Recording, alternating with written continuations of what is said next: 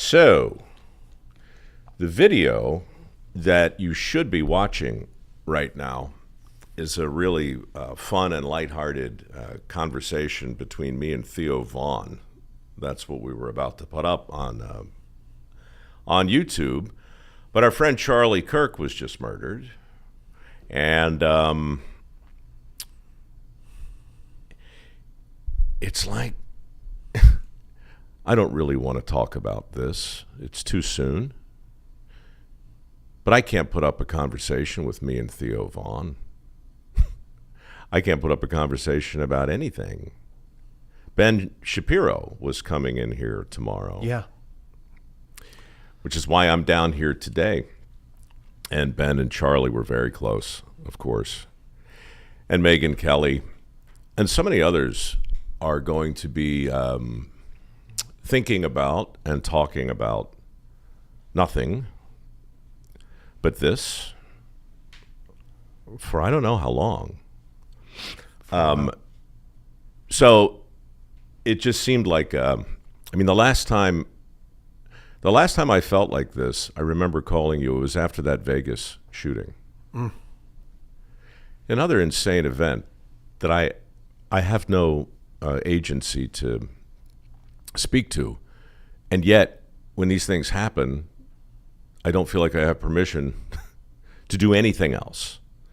So you either be quiet and let the world spin, or say a few words. And because he was our friend, and because when I came back from lunch, you were sitting here crying, and because I just got off a Zoom call with Theo Vaughn.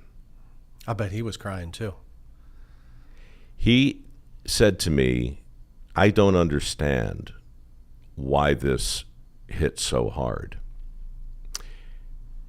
And his business partner, a guy named Ezra, he said, I got a room full of young people behind me here, and they're just, they don't know what to think or what to say. They're just walking around looking at their shoes. They're stunned. And yeah, stunned. It is stunning, and I know why people are so upset. Because he was such a strong voice for his side. He spoke eloquently, and I've never seen anybody argue more kindly than he did. He never would embarrass his debating opponent. Interlocutor. He was always polite, and he always let them say their piece, and then he would destroy them rhetorically. And politely. And politely. Did you see the footage? I did. I watched it, and I was not ready to see it, but I did. I couldn't help myself. And when I saw it, the first thing I thought was,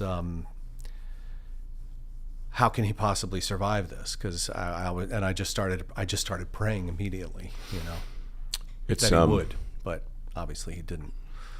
Yeah, to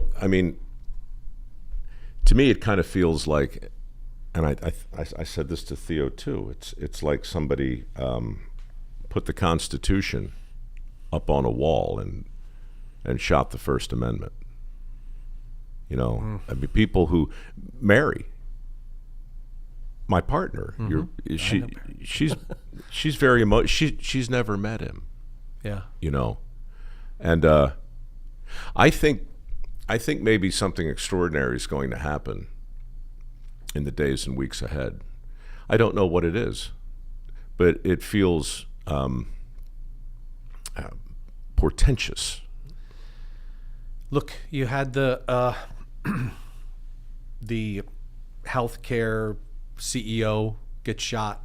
The two people in Minnesota get shot. These are assassinations. This wasn't a murder today. This was a political assassination.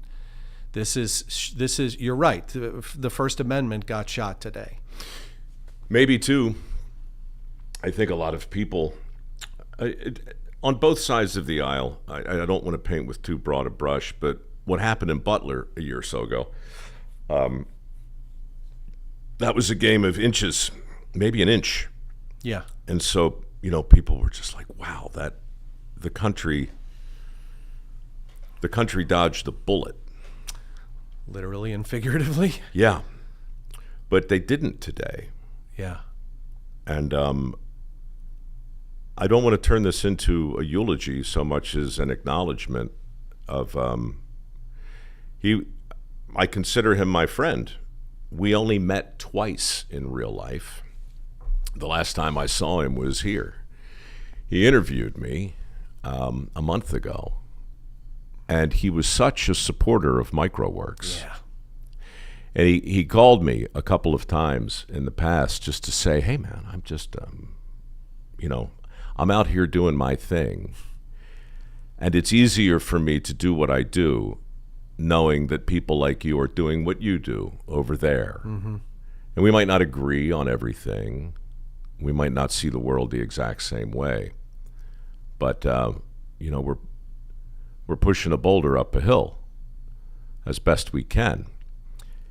And he was actually joyful about it too. It didn't always come across in his videos, but he was, you said kind, but he was a happy sort of warrior. Yeah. And when he latched onto this cause, mm-hmm. right? And this is what really breaks my heart. I socially, I don't try. I mean, I've been on MSNBC, I've been on CNN, Sure. I've been on all of them. But I knew when I shared this, and you can go to my Facebook page and find the post. It's just a month ago. I knew there'd be hell to pay in the comments, and it is. And I want the people. I want the people who were unkind in those comments. I want those comments to stand. I want their names to stand next to them. I want the cheap shots to be there. So I'm not going to take that down, but I am going to say to his wife Erica and their kids, it's just a grief that can't be spoken. I'm just so sorry for it, and I believe he'll be remembered for a long time. Well, I mean, he had a great future ahead of him. He was only 31 years old. And, 4 years from now, he could have run for president. And I think a lot of people might have voted for him. Did you see the size of the crowd today? Massive. That's another thing that never comes through on those videos. You see a guy in a tent with a little bit of security. Right. You see a rope, and you see somebody on the other side, and you see the very thing the country was built on: debate, mm-hmm. disagreement, and exchange of ideas. Yeah. He went into the lion's den. He was, he was brave. Fearless. Yeah. I wonder if he was fearless. I wonder if he was scared. I wonder if he just did it anyway. I mean, I'm sure he was scared at some point, but just the look on his face, the little smirk that he would have when he would go, okay, I hear what you're saying, but, I don't think there's anybody who argues like him to take his place. No. And what came out in this interview, the last one I did with him, mm-hmm. It was almost a parenthetical. He was telling me something I knew and something probably that most of his audience knew, but he didn't go to college. I know. He didn't go to college, but he read every damn thing he could get his hands on. He read everything, and he logged it away. And so what's he do, man? He goes to college to share what he learned, not from college, but from the world, and to meet his interlocutors on their turf, and to debate on their terms. And when you look at that audience today, I don't know how many in the audience are with him or against him, but it's a big audience, and most of them are there. The vast majority are there to listen and maybe have their minds changed or maybe have their ideas challenged. Or even if you're not sure where you fall, just to hear people coming from it at totally opposite directions, it's a good thing. It's a healthy thing. It's what the country is based on. It's the essential thing. Essential, indeed. It's the essential thing. I may not agree with you, but I'll right. risk my life Yeah. to defend your right to say whatever the thing is. Yeah. That's what he was. That's who said that? It was Voltaire. Was it? I think so. I'll take your word for it. Yeah, so sorry, it's not the most uplifting episode of the way I heard it. But it's the only thing I could possibly do, is to add my condolences to the pile of the shattered. See what tomorrow brings. Well, you don't have any predictions on what is going to happen next, do you? You just think something's going to happen. Look, I was 6 in 1968. I remember when King was killed. I remember the look on my parents' face watching a black and white TV and the way they just shook their heads. I didn't know what it meant. I didn't know who he was. Right. But I knew that something had changed. Yeah. I didn't know what. And you would think I'd be you think I'd have a better answer, 56 years later. It's tough to say. I mean, just with all of the things that have happened recently, it feels like 1968. I mean, I was 5 in 1968. But I remember, too, RFK, his train heading to his final resting place in D.C., I believe, is where he is, right? I think he's buried in Arlington, maybe? Or Probably. I don't know.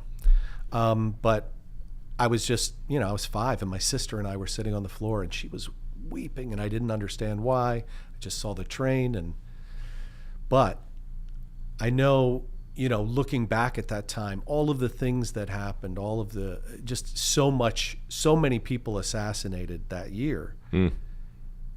And it's never a good idea. That's never a good argument. You know what, man? No, it's never a good argument, but we say a lot, history is a wheel, and it spins, and there's a real temptation, I think, to take the feeling we have right now. And look, Charlie Kirk was not RFK or JFK or Martin Luther King, mm-hmm. but he might have been. Yeah. And there, whatever it is, something bigger than him died today. And what that's going to mean, I truly don't know. But I can see, just in the anecdotal conversations I've had in the hour or so since this happened, it doesn't fit neatly onto a shelf. No. It doesn't. So I don't really know. I know a lot of people are feeling scared. And I think, too, this business in Charlotte, it's another video that's really hard to watch. And it makes us feel like something is untethered. That's the feeling. Yeah. Something ain't right. Right. And that's going to have to be corrected, addressed. And I wish I had a better answer. I don't know. The only thing remotely optimistic is that I know that we're tempted to see the headlines of our day as new and as special and as unexampled. nobody's lived in a time like this. The country's never been this divided. These feelings surely must be new because we're special and this is our time. But to your point, 1968, Yeah. 1865, Yeah. and so it goes. People will argue whether he was a great man, and a lot of people who disagreed with him will keep their counsel. But one thing's for sure, he loved this foundation, and he was my friend, and I'll miss him. I didn't even know him. I just knew of him, and I'd seen his work, and I could appreciate the talent that he had. And I know how he got it, honestly, by just reading and studying. And he could speak about the Constitution. He could speak about the Bible. Every time one of his videos came up my feed, I watched it to the end, and I smiled because I thought, this guy is an amazing talent. He is a rhetorical. He's brilliantly, he's brilliant with rhetoric. You know, the thing he says somewhere on this video, Mike Rowe, I agree with you so much I can't stand it. And all I said was, with respect to that point, I said, my liberal arts education has served me well. And I said, I'm sorry you didn't have one. He goes, oh, I got one. I said, right, but my point is everybody who's got one of these has one. 99% of the known information in the world is on this thing. Yeah, right. Thanks to this thing, we all got the terrible news today that we got. But it's with us, and access to all the knowledge you could want. And that's the thing that he and I agreed with, I think, most passionately. Anyway, we'll miss you. R.I.P.